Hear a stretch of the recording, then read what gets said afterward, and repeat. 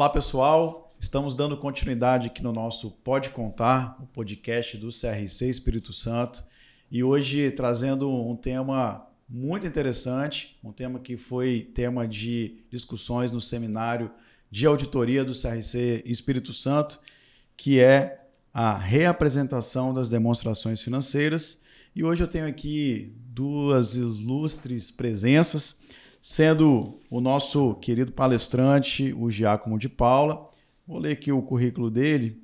O Giacomo ele é sócio da PPIC Auditores, há mais de 20 anos de experiência na prestação de serviços de auditoria para as empresas brasileiras, multinacionais, atuando em linhas de negócio diversificadas, com maior expertise em segmentos de agronegócio, trading de commodities, alimentação, comunicação, varejo, indústrias. Possui especialização em normas internacionais de relatórios financeiros e também MBA em gestão de pessoa, com ênfase em liderança organizacional pela Fundação Dom Cabral. E eu tenho também aqui para me ajudar nessa nossa conversa, nesse nosso bate-papo, o Saulo Cabral de Lacerda, que ele é contador, graduado pela UFES. Ele cursou um mestrado na FUCAP em contabilidade, é membro aqui da nossa comissão de CPC do CRC Espírito Santo, né? Importante comissão das divulgações aqui dos nossos cursos, eventos, palestras, e membro também do IBF-ES e sócio da BPO 27 Contabilidade. Obrigado, Saulo. Obrigado, Giacomo, pela presença. E hoje a gente vai bater um papo aqui, então, sobre a reapresentação das demonstrações financeiras. Me conta um pouquinho o que significa reapresentação das obrigações financeiras, das demonstrações financeiras. Obrigado pelo convite, né? Foi um prazer participar do evento, fazer essa primeira palestra, abrimos o evento. É um tema que ele é talvez um dos mais que gera mais discussões em qualquer empresa hoje, né? Porque ele mexe não apenas com as regras contábeis, mas com a expectativa de mercado, né? Ele mexe com o sentimento de quem compra o seu produto. Então, assim, ele sai um pouco fora das regras contábeis e o quão importante é você saber como registrar uma reapresentação, né? Você saber identificar um erro, uma mudança de prática contábil, uma mudança de estimativa. Então, um pouco disso que a gente tentou trazer hoje na experiência. Você trouxe uma consideração que é uma dúvida que volta e meia eu costumo analisar. Porque uma coisa é o erro, o ajuste do erro, e outra coisa é uma reapresentação. Afinal de contas, existe alguma divergência nesses conceitos? São coisas distintas ou são coisas idênticas? E como é que a gente se depara com esse tipo de procedimento na contabilidade? O erro... Para ter a reapresentação, precisa ter alguma coisa que este ano está impactando, né, que poderia ter sido impactado no ano anterior. Né? Então, a grande diferença é você saber identificar o que é uma mudança de prática contábil, né, e o que é um erro. Todo mundo, quando chega em erro, é capaz de voltar para fraude. Né? Pois que é a preocupação, é um tema... Todo mundo traz, mas... A norma ela traz uma questão de dizer, olha, a fraude você vai cuidar, entender os controles, apurar o resultado, tudo. E a diferença, esse impacto que foi apurado pela fraude, ele vai gerar um ajuste, né? E esse ajuste ele vai ser tratado normalmente como erro. Sim. Tá? Então, é muito diferente, né? Você identificar um erro que pode ser em relação a alguma coisa não conhecida, né, pelo próprio contador, né, porque a gente tem muitas contas que não são de autonomia do contador. Hoje nós debatemos muito um exemplo da contingência, que a gente precisa de um especialista, um advogado, um jurídico que apoie. Então, às vezes, uma contingência que não foi registrada no devido ano, não passou pelo contador, gera no exercício seguinte um ajuste identificado, que na hora que você vai avaliar, fala assim, isso aqui poderia ser do exercício anterior, já era de conhecimento. E você, obviamente, apresentou um número sem uma provisão, usando o exemplo da contingência. Sim. Então, gera uma reapresentação de demonstração financeira. O grande problema aí é quem que vai ser o vilão, né, de se pronunciar. Olha, a administração que identificou, o auditor, que na maioria dos casos, acho que no Brasil, é o auditor que traz a primeira percepção, né?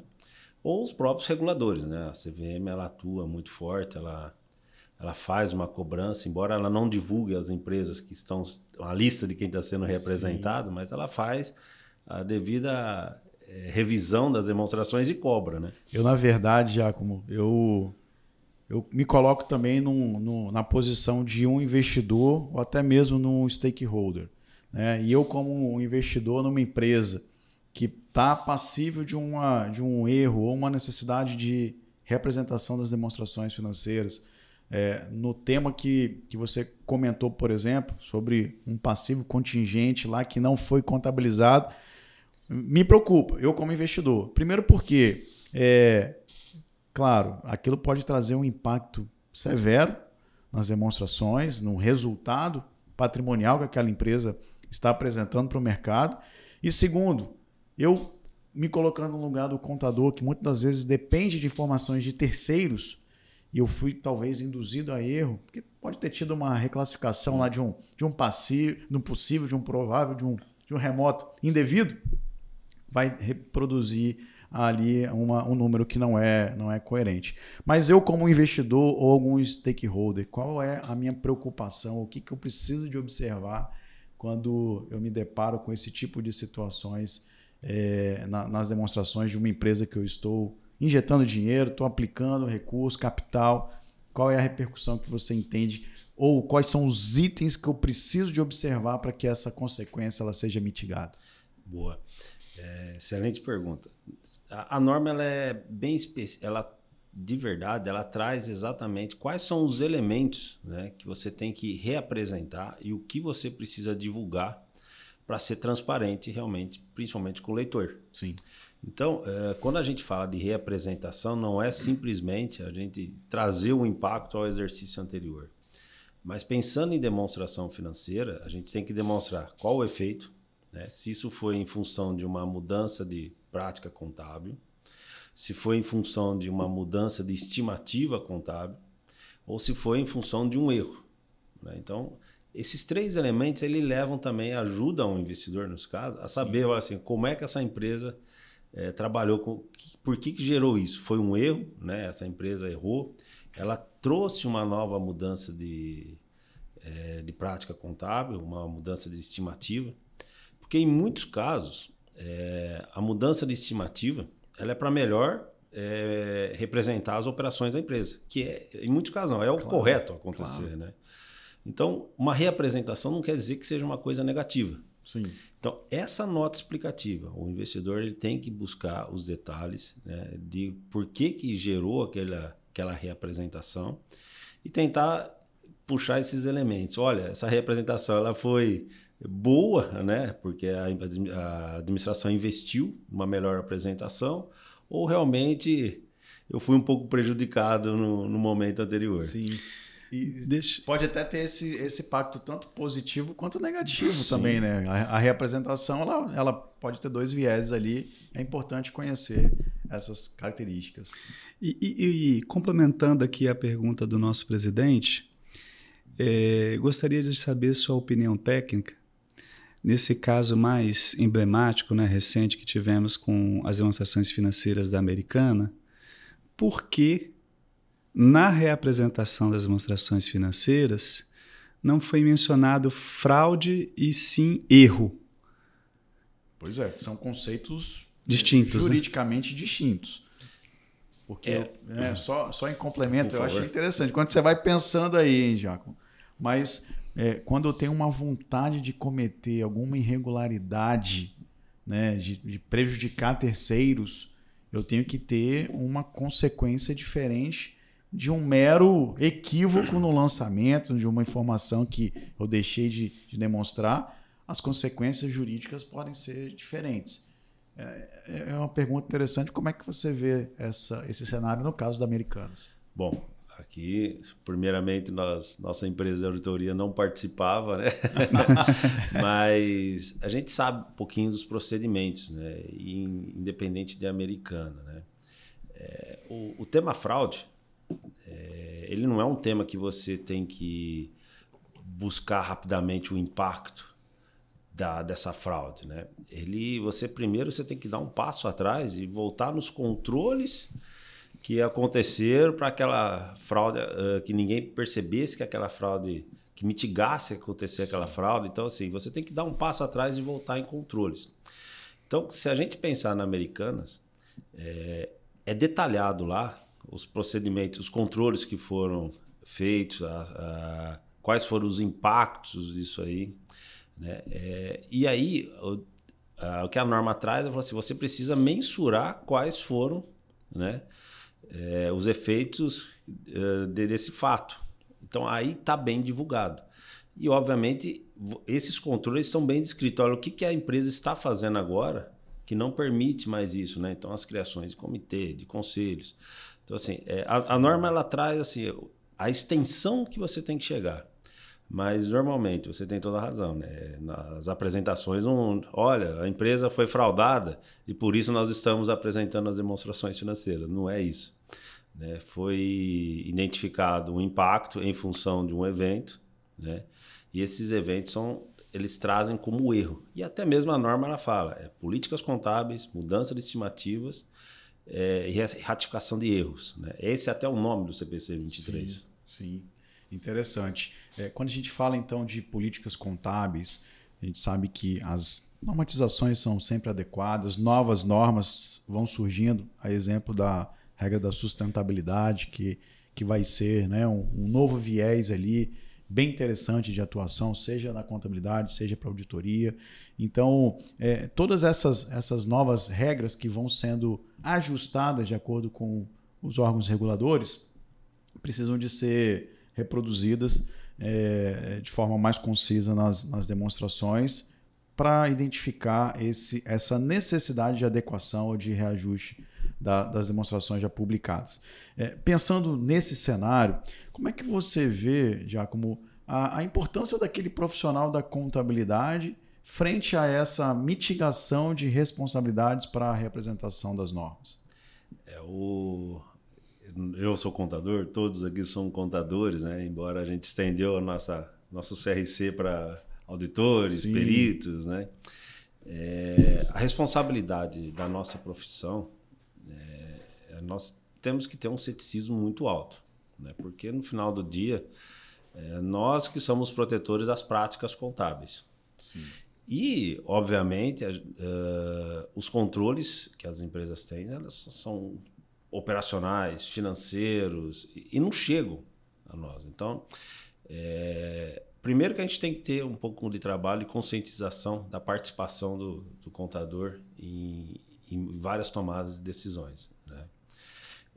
Em várias apresentações. Por quê? Porque se você tiver, por exemplo, uma informação de uma provisão de garantia, sim, eu não estou falando nem do processo, mas se você tiver uma provisão de garantia e isso esteja no subcontrato que apenas o comercial tenha, não vai chegar no contador se ele não participar como um todo. Então, assim, os processos que a empresa tem que desenvolver hoje, por isso que existe empresas que, principalmente as de capital aberto, se aperfeiçoam muito de colocar a especialidade de prática contábil em todas as áreas. Você tem que estar tudo amarrado com a contabilidade. E principalmente agora na questão de ESG, você tem diversas divulgações, né? Você tem um aclamor de outras competências que é difícil você identificar nas regras contábeis. Sim. Né? E como é que você trata isso? Então, assim, é uma responsabilidade do contador, mas que não muda no final do dia quem é o culpado. Né? Verdade. Por mais que a gente tenta falar assim, olha, o contador não consegue participar, mas ele é o cara que assina.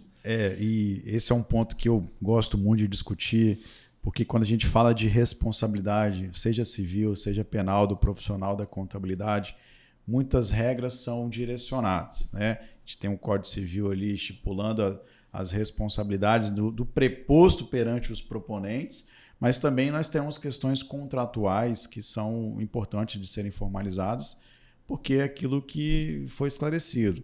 Até que ponto aquele profissional ele teve acesso a essas informações para que ele consiga tomar uma decisão contábil segura. Então, pensando nesse cenário, eu queria saber de você, Jacob, se você, nessa nova fase de inteligência artificial, de todo esse cenário que a contabilidade está sendo direcionada, se você consegue identificar se, com base nessa nova tecnologia que hoje nós estamos discutindo, isso é um ponto facilitador? Você acha que dá para utilizar esse tipo de ferramenta para mitigar esses riscos, para tentar colocar uma segurança contábil dos dados que estão sendo recebidos, para que essa reapresentação de informações contábeis ou até mesmo a identificação de fraude possa ajudar a contabilidade nessas decisões lá dos envolvidos?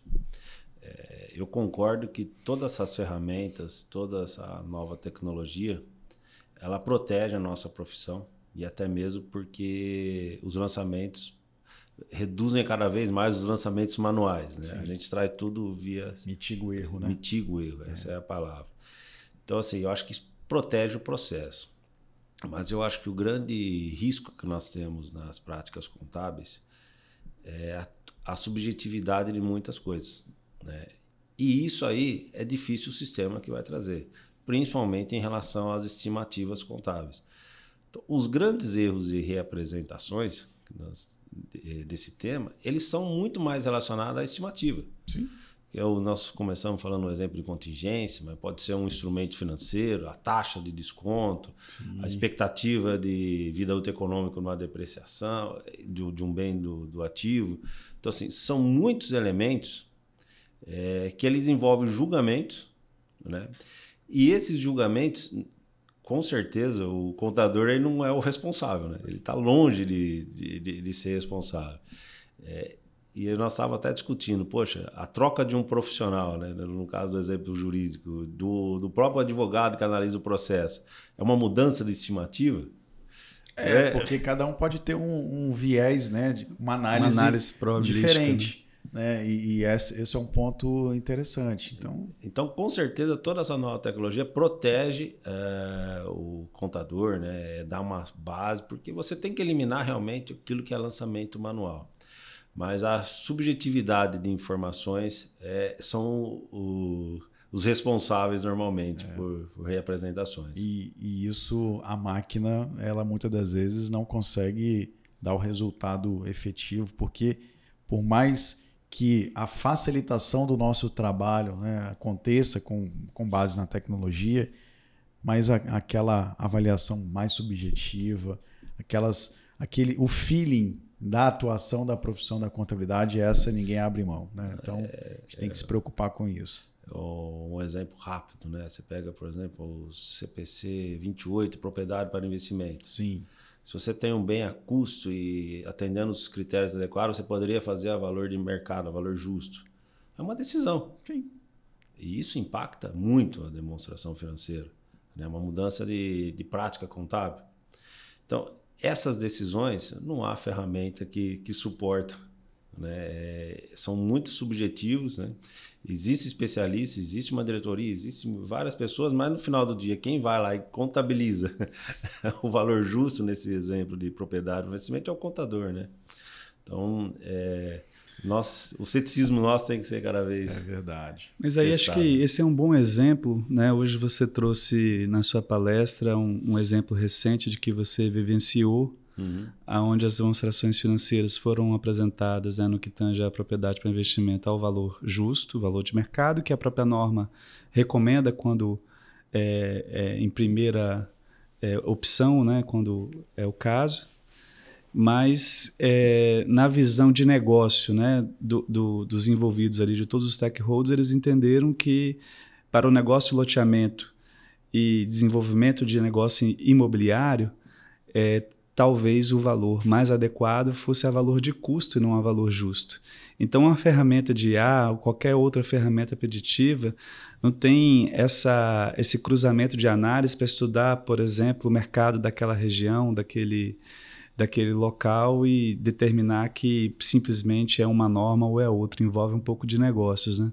Agora, nesse contexto, Giacomo, eu queria que você pudesse falar um pouco para a gente, você que né, já tem 25 anos aí de experiência, atua em Big Four, PPC já há algum tempo, na sua posição de auditor, como que você enxerga uma situação onde você tem que realizar a reapresentação das demonstrações financeiras e quais são os impactos, a consequência para o auditor nessa posição?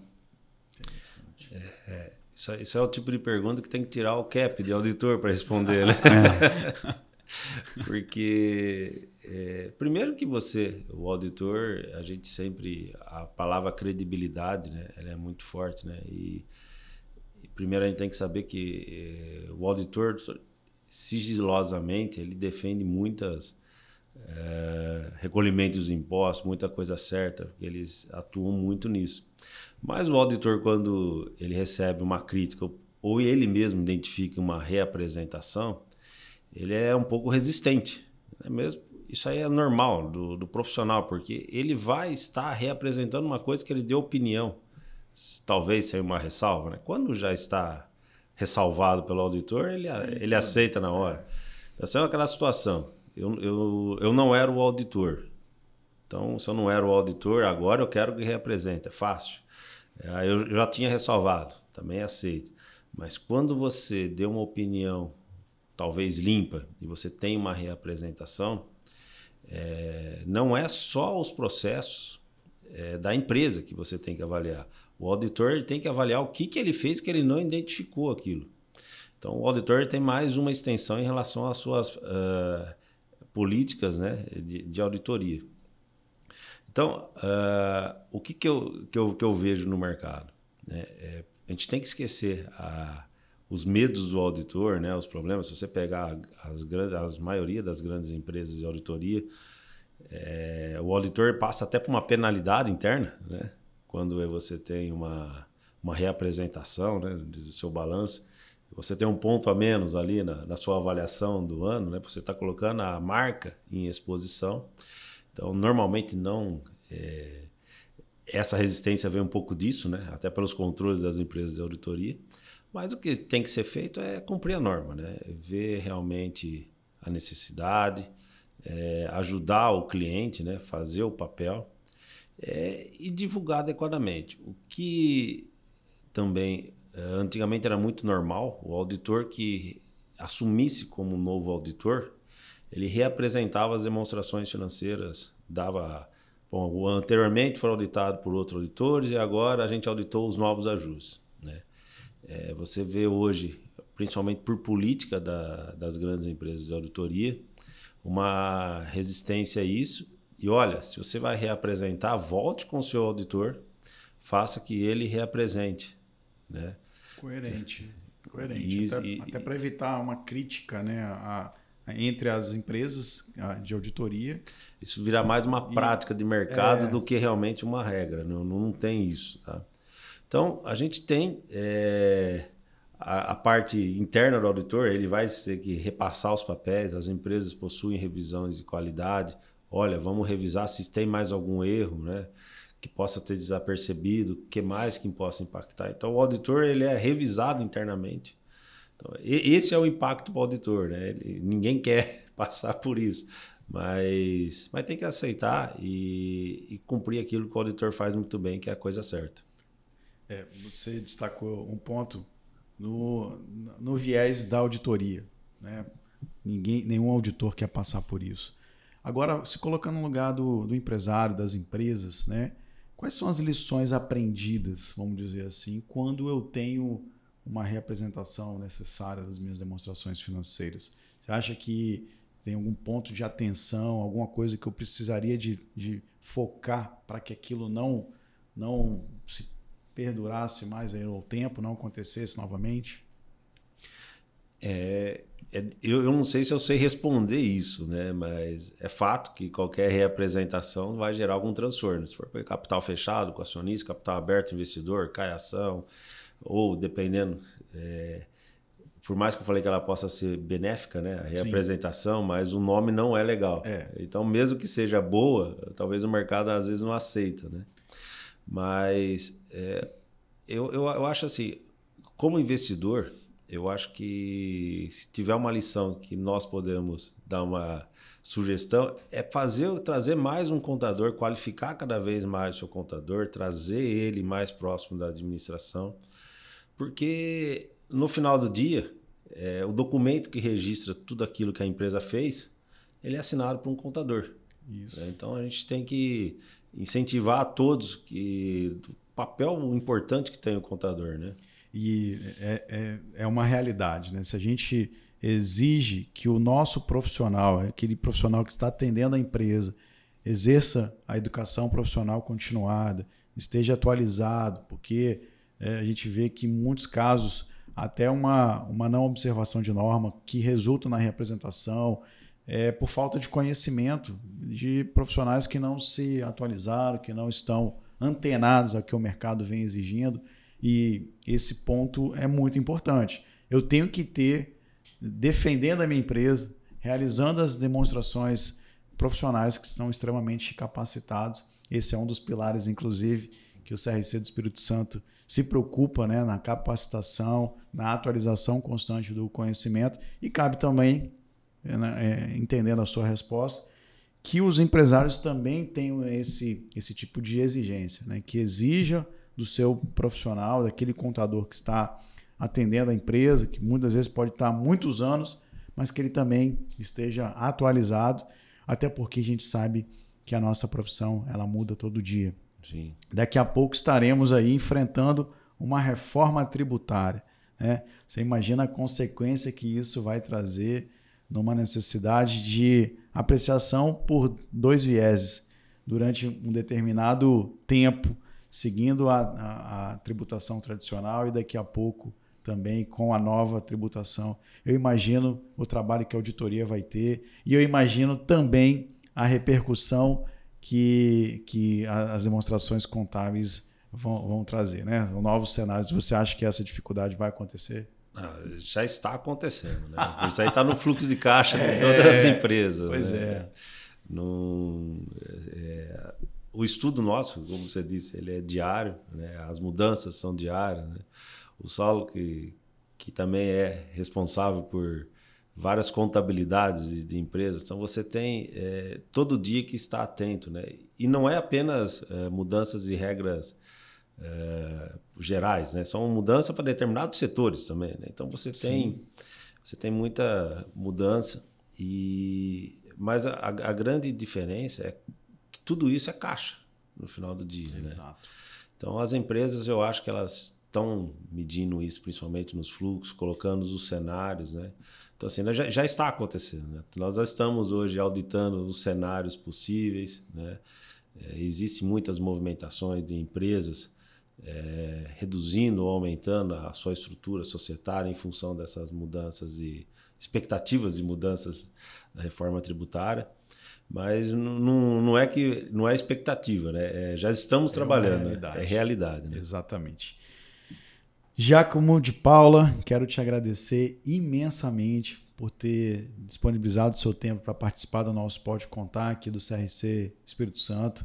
Uma honra trazer um profissional tão gabaritado aqui para falar um pouquinho sobre um tema que é necessário de ser estudado, de ser avaliado, né? Porque a gente sabe que as repercussões são muito grandes na atuação, principalmente para um auditor.